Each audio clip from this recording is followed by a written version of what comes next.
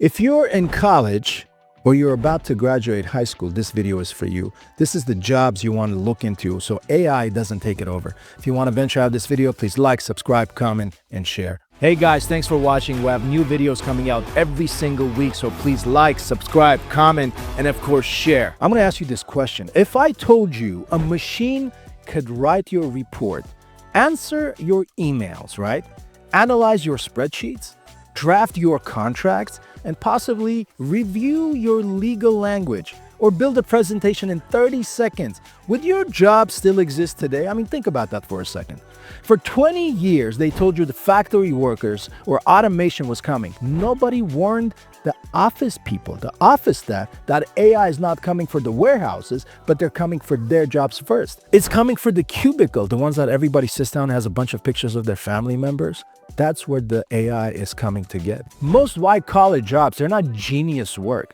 They're elementary work. Let me give you a few examples. Reading information, summarizing information, or if you're formatting any sort of information or sending out information, reviewing information. You know who can do that already? AI. They can do it 80% faster than you. And if that doesn't bug you, it should. And it doesn't get tired. You know what else it doesn't do? It doesn't complain. You know what else it doesn't ask for? It doesn't ask for health insurance, and it doesn't ask for a raise. And that's not fear. It's called being efficient. That's what AI is. It's efficiency. I'm going to bring you 3 examples. Now let's take a look at this. The law firm. Let's look at an average law firm. Before AI, there was a bunch of paralegals reviewing contracts.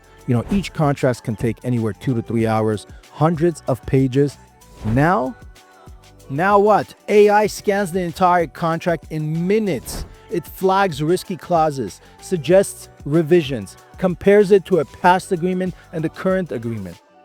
Does that eliminate lawyers? No, it doesn't. But you know what it does? It eliminates those 10 paralegals and makes it into 2 or 1. That's how jobs shrink, not overnight, but simply slowly, quietly, every single day. Now, this is another problem, the finance industry. And if you're in the finance industry, this should scare you. Imagine you're 23 years old, you just got hired in a financial industry job as an analyst, and you build spreadsheets, you forecast revenues, you summarize quarterly reports. You know what? Today, AI can read earning calls, analyze balance sheets, build forecasts, detect anomalies. What took you 6 hours to do, AI does it, I don't know, in 3 minutes. The senior executive still makes the decision. He still has a job, but you don't. But the entry-level layer gets thinner and thinner every single day. And if that entry-level job doesn't exist, how are people gonna climb up the ladder? Where are they gonna start? How are they gonna start? That's the question everybody wants to know. Now, let me give you another example. If you are in the marketing industry, this is something else for you to think about. Before they hired a copywriter and paid him about $2,000 a month, they waited days for blog posts. You know what they do now? ChatGPT, can you write me a blog post about so forth and so on and this and that? And then do an email campaign, and then do a product description, and then do a social post in seconds? That will top creative minds. And are they going to survive? No, they're not. This is a crisis for beginners, not experts. Experts, they're still going to have their jobs. But this will replace beginners. This is going to replace that entry-level job that one day they will hope to become that expert that they're looking up to. The training ground is going to be disappearing. It's going to affect the interns, the junior analysts, entry-level coders. If AI eats those roles, where do young people learn? I'm going to bring you an example. The other day, my son was asking me, Dad, I want to become a coder. He said, what do you think? I said, son, that's a great idea, but I think you should change your skill set. He said, why? I said, because by the time you grow up and you have a job, that job is going to be done by AI.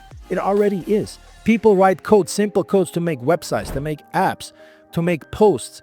All of those codes are being automated. So his job to go and learn how to be a coder is actually going to be gone. I said, why don't you become an engineer? That's something more difficult, more complex, and more higher tiered than a regular coder. And now these jobs are not dying, and I'm going to give you an example. The plumber, your pipe bursts at 2 a.m. What are you going to do? You're going to go to ChatGPT or call a robot?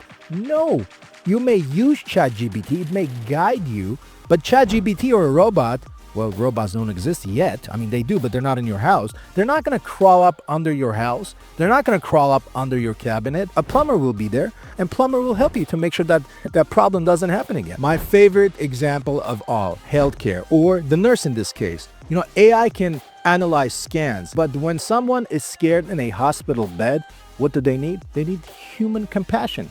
Healthcare with human contact is safe for decades. Another example, high-level sales. You're closing a $10 million deal, for example, right? What are you going to do? You're going to send a bot or a robot who looks nothing else like a human being?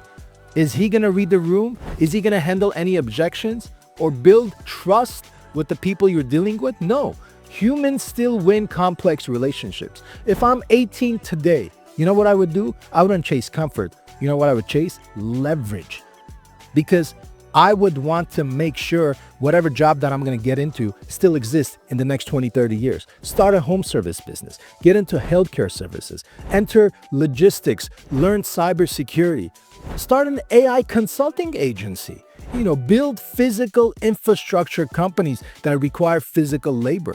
Senior care services, specialized repair services or businesses. Why? Because AI becomes your employee. It's going to become your tool. It's going to let you use them, not the other way around. You're not going to be the replacement, but AI is going to help you to make sure you're irreplaceable. At the end of the day, AI is not going to destroy you. You know what's going to destroy you? Your bad leadership, your ego, your comfort, your laziness, thinking you've made it. That's what's going to destroy you. That's what's going to replace you. And if somebody replaces you, it's going to be another business. It's going to be another human, not AI. I can't believe we're already referring to us as humans. This is like Will Smith and iRobot. This is the time, day, and age that we came to. All that predictability is happening right now. This is how we are referring to one another. Is he human or is he robot? You know why? Because those robots are going to have human looking like skins and emotions and talking features and eyes and hair and everything else. They are not going to replace you, but another human is going to replace you. Don't ever ask, what job I should get. You know what you should ask? What problem am I going to solve that a machine cannot? Because if the future is not about working harder, it's about being irreplaceable. That's what the future is about. If you want to venture out this video, please like, subscribe, comment, and share. I would love to hear your comments. Thank you so much. Hey guys, thanks for watching this video. If you liked our content, please like, subscribe, comment, and of course, share. We would love to see your opinions on this.